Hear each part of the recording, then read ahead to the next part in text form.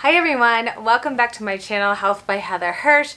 Today I'm going to be talking about a topic I get asked about all the time. I know I always say that, but you guys ask me lots of great questions and I'm excited to have this platform. Insomnia. Today we're going to be talking about insomnia, something that's really prevalent.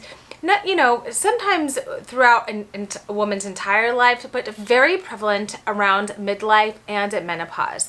So get ready, we're talking all about how to get your best quality sleep. Before we get into today's video, if you don't already follow me over on Instagram, I'm at hormone.health.doc. And if you want to follow me on Twitter, I'm at Heather Hirsch MD. And don't forget about my podcast, Women's Health by Heather Hirsch. I will link it in the description box below. And the cool thing about my podcast is there I talk about a broader range of women's health topics. Whereas here on this channel, we talk particularly about menopause and midlife. And I'm so excited to be here. If you guys don't know, I'm the lead physician of the Menopause and Midlife Clinic at the Brigham and Women's Hospital where I work. I get a lot of questions about seeing y'all as patients. I would love to see all of you as a patient. If you're in the Boston area, you can go ahead and call my office and set up an appointment with me, or in Massachusetts. If you are out of state, unfortunately, I can see you as a patient and do telemedicine, but your first visit does need to be in my office. So with everything going on in the world, that does mean traveling to Boston, and I know it's a difficult time, but in the instance that you really do want to see me and I would love to see you, I also always recommend the North American Menopause Society's website, which is menopause.org, and you can go under find a provider and search under a zip code. And all those physicians are certified menopause practitioners through the governing body of all things menopause here in the US, which is NAMS, or the North American Menopause Society. Today, I want to talk about sleep. And again, we're in my back office. It's a little hot. The windows are open. So I hope that we don't get any big trucks rolling by to distract you. But let's talk about sleep. First and foremost, why is it that women in midlife tend to have a lot of disruptions in their sleep patterns? Well, there's a couple big categories. Number one, this is a time in a woman's life where so many stressors are happening. Women who are in midlife and at menopause, so in their, mid 40s to their mid 50s, are usually at the peaks of their careers if they're working. They may also still have children who are, young adults or in high school, so they're still driving them around to practice or to look at colleges, and they're having young adult issues, which can be very stressing. Women in midlife are also taking care of their parents if their parents are still alive and they're close by, maybe their finances, maybe getting them food, they've got a house and a husband and pets and friends, and all of these things really kind of come to a big peak at midlife and menopause, where you are sort of in between, not yet having your kids out of the house and enjoying a retirement whenever it is that you want to retire. I probably will never retire, but you're still dealing with, you don't have young kids, but you've got, you may have adolescent kids or young kids, and maybe you don't have kids either, but it doesn't matter. It's still such a very difficult time. So that can cause a lot of sleep problems because, again, what disrupts our sleep most commonly is worries or anxiety, trouble quieting our brain down, right? You probably have heard that or have told someone that, and that can be a big reason. Another big chunk is the physiology or the hormone component. So at the same time, our sex hormones are shifting, and our sex hormones are for more than sex. So our estrogen and our testosterone, and plus or minus our progestin, which is actually more important for sustaining pregnancy and protecting our uterus. But when all those hormones are dwindling down as our ovaries are shutting down, that big physiologic change affects our entire body, not just hot flashes, not just vaginal dryness. It really plays such a big role. We have estrogen receptors all over our body, and the brain has so many estrogen receptors that it's very common for new onset mood and anxiety symptoms to start in our mid 40s or at midlife, maybe even early into our mid 30s or our late 30s. And not only that, but some physiologic disruption in sleep. So it may just be because the hormones are starting to wax and wane, and that is affecting our sleep quality. And so there's environmental shifts, there's hormonal shifts, and then there's just a big bucket of other stuff. Other chronic conditions that you might have. Sleep apnea, central sleep apnea or obstructive sleep apnea can definitely affect your sleep. Chronic insomnia can affect your sleep. Fatigue, even though you'd think that makes you sleepy, it can have a deleterious effect on our sleep. All sorts of other types of problems, itching, rashes, restless legs, headaches, everything you name it. So chronic conditions, which of course start to accumulate as every birthday that we have. And in that bucket of other, I'll also just put, sleep disturbing patterns of people in your house, right? So you could have good sleep, but if your husband snores, if your dogs are constantly jumping on the bed, if your kids are coming home at, midnight or 1 a.m. and waking you up, those can all lead to sleep disturbances. So those are some of the big buckets for why sleep disturbances are common as we get into midlife and menopause. Okay, so what do doctors recommend in terms of sleep? And the answer to that is 7 to 9 hours of uninterrupted sleep. And it's a really nice thing to start tracking if you have a Fitbit, like I kind of wear mine, or some way that you can track how many hours you're getting. We know that actually your mortality or your lifespan can decrease if you are getting less than 7 to 9 hours of uninterrupted sleep a night. And I hear all sorts of things. I hear 3, 4, 5 hours. I hear waking up every single hour. I hear waking up changing clothes and sheets. I hear just everything. Some of my patients also say they need 9 hours of sleep, and that is fine too. Some people have their window, but even if you think your window is less than the 7 to 9 hours, we really know it's probably just that you've acclimated to that, but really you should be aiming to get 7 to 9 hours of uninterrupted sleep a night, or most nights. So I want to talk to you about my sleep hygiene tips, and I'm not even going to make you wait to the end of this whole video to hear the number one sleep tip. I'm going to stick it right here in the middle, but my number one sleep tip for everyone is to take the TV out of your bedroom. I know, I'm going to say it again, take the TV out of your bedroom. Now, if you don't have a TV in your bedroom, please still listen to this, because you may have friends or, siblings who you want to relay this information to. TV in the bedroom is extremely damaging, and the main reason is because you train your brain to think that when you go in your bed, you hang out. You want your brain to think when it sees your bed, it's a trigger for sleeping and sex only. And let's be honest, most of the time you're sleeping, right? So you want your brain to see your bed and think about sleep. If you watch TV in there, if you watch movies in there, if you do your bills in there, if you talk on the phone, if you hang out there, your brain thinks that you hang out in your bed. And so that can really diminish the ability to have good sleep hygiene, where you get into bed and you can fall asleep. So you really want to remove the TV from your bedroom. I have many patients tell me they simply can't part with it, or they fall asleep to it, and that helps them sleep.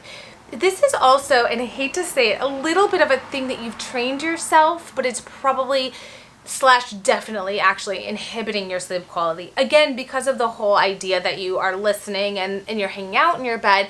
But while that TV is playing, it's definitely probably having an effect on your quality of sleep. You can hear that noise, or you're having funky dreams that are from those sounds of the TV. And so it's probably an adaptive measure you once had for poor sleep, but it's probably continuing to fuel the poor sleep.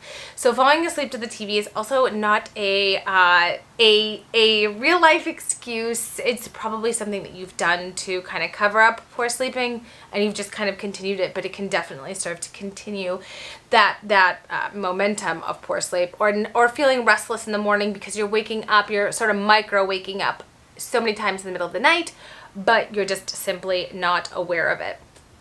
I also hear, my partner can't part with the TV, and I know this is really tough, but again, you've really got to put your foot down if you really need good sleep, and you also need to help retrain your partner that he or she is not getting good sleep with that TV there. They just simply aren't. So the number one tip I have is to remove the TV from your bedroom. It's also not that TV before bed is necessarily bad. In fact, TV before bed is okay, just not when you're lying in your bed. So you probably heard that looking at tablets and screens and iPhones before bed is bad, and that is also true. So you want to get rid of those things or stop looking at them as long as you can before bedtime, preferably at least 1 to 2 hours. But if you can kind of put that phone away, after dinner you do your last couple things, then put it away, please do. Also, just to set up boundaries for your life and for what you need to do outside of just taking care of you and your family or whatever pets are in your house, right? Just set up a boundary. But the TV isn't necessarily so bad because you're not holding it and sitting it right in front of you. So you can definitely watch TV before bed. I typically recommend lighter-hearted shows, comedies, etc., as opposed to some of those scary drama shows, because those can definitely keep you up or give you bad dreams. And again, sort of those micro wake-ups, which may not even really be a scientific thing. There is probably a scientific word for it, but those little wake-ups where you're not really aware that you're waking up, but you don't feel rusted in the morning. Take the TV out of your bedroom.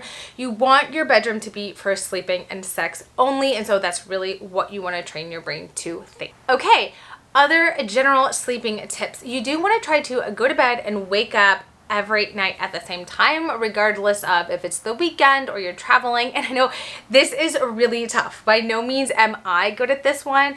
I just can't. I am by nature a night owl, so it is really difficult for me to tell myself to put the phone down or to stop what I'm doing or etc. to go to bed, especially as a busy mom and a full-time physician. That's sort of my time to just have some alone time. I try to flip-flop it to the morning. That actually helps me usually go to bed then around 10 o'clock or so, and then wake up around 6 o'clock. So you do want to try and go to bed and wake up at the same time, especially if you have a morning routine that you really like.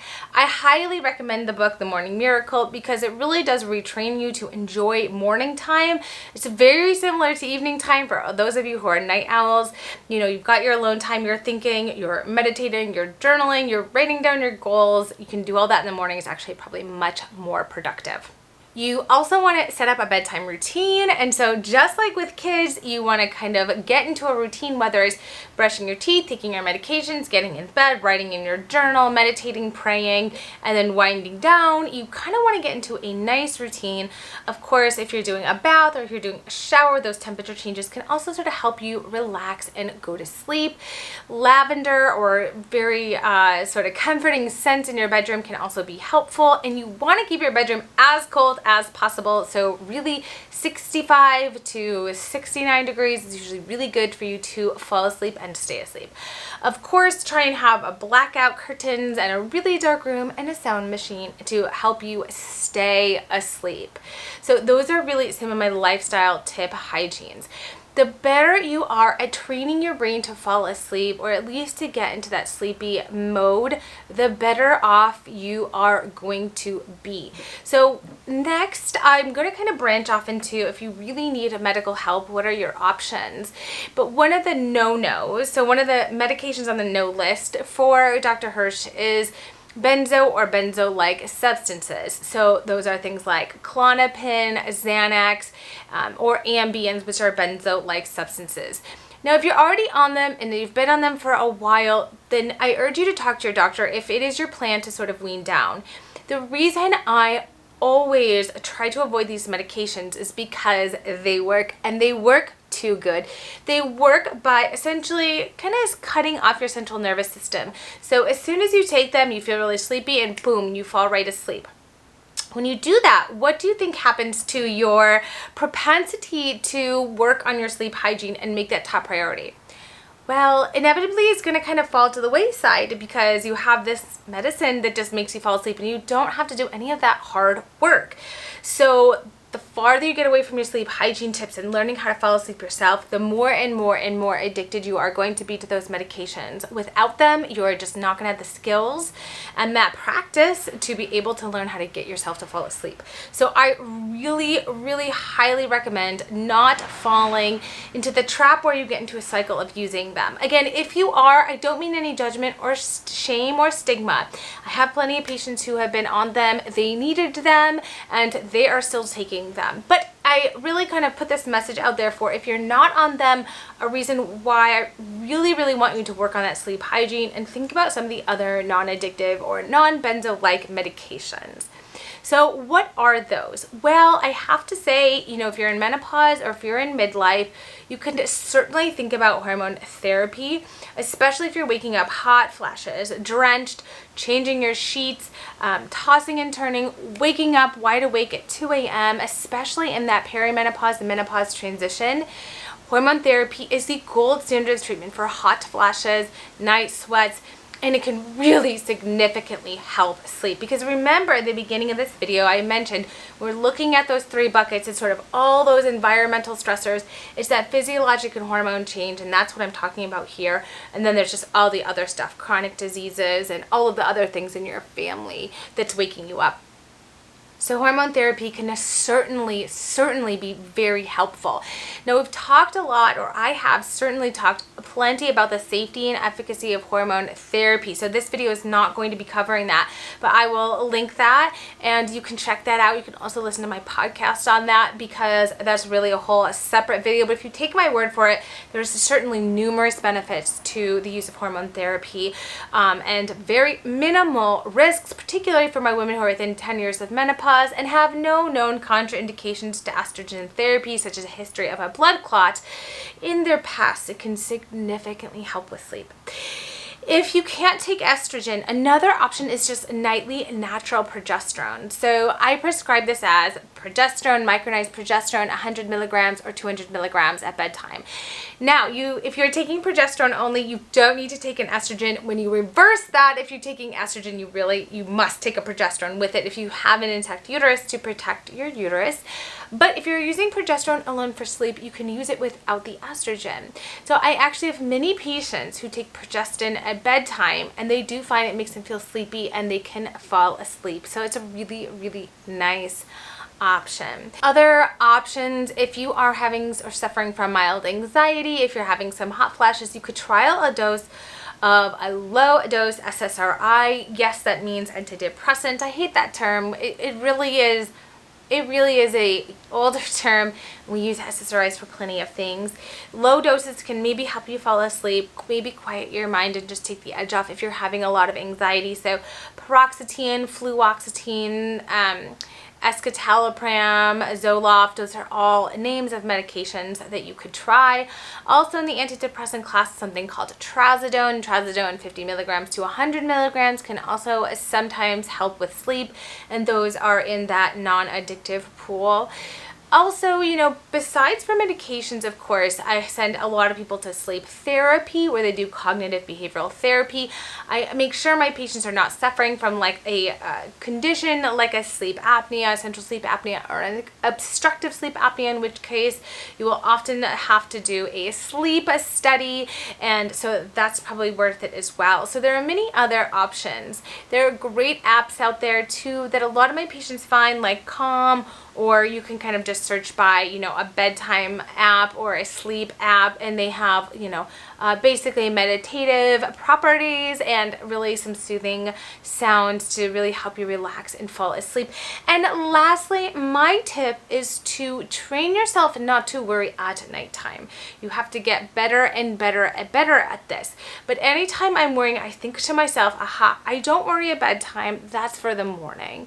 And I have trained myself to not worry at nighttime. I want you to ask yourself, have you ever solved a problem at night? And I know the answer is no. We never solve our problems at night. It's usually just a jumbulation is not a word. It's usually just a culmination of all the worries and stresses we've had over the day that we're starting to just sit down and think about. And you have to train your brain, and practice makes perfect, that when you're starting to worry, it's something you are going to do in the morning. It's just a way to sort of push it off. Think about fun things, your upcoming trip, that house renovation. One tip I had is I started to think about all the places that I've lived, and I just go through and I picture the house, and I picture the people that live next door, and the sounds and the smells of all the different places I've lived, and I can always only get through a few before falling asleep. So that is a little trick of my own. So I hope that was helpful. It's by no means inclusive. There's certainly other medications that can be used. There's certainly lots of things that you can do, but journaling and tracking is a great place to start. Seeing how many hours you're sleeping and really sort of trying to aim for 7 to 9 hours of uninterrupted sleep. think about, again, removing any of the things that can keep you awake or that lead to poor hygiene, like the tablets or the phones right next to your bed that you're inevitably going to snatch up and look at, the TV in your bedroom, that dog that sleeps with you that wakes you up constantly in the middle of the night. You really have to put yourself first here. Think about if you think it's menopause or midlife or hormone related. Is it stress related? Is it other things in your household or where you sleep that are related? Try to avoid any kind of medication that's going to allow you to not have to practice your sleep hygiene, because that means it's just going to get worse over time. And certainly if it's menopause and hot flash related, please consider the use of hormone therapy, because I certainly argue that the risks of continuing to have many years of uninterrupted sleep that can fuel a just lifelong pattern of uninterrupted sleep is much more harmful than the use of hormone therapy at low doses, if it's safe for you to help you sleep. And of course, there's certainly several other things that you can do that I've talked about in this video. So give me a thumbs up and give it a like if this video is helpful. Let me know if this content is great, because that helps me and make more time in my schedule so that I can make more videos for you guys. I love doing this. I love the community that we're building. I love educating, especially about menopause and midlife. I'll also link my video on why I became a menopause doctor. It's a little blurry.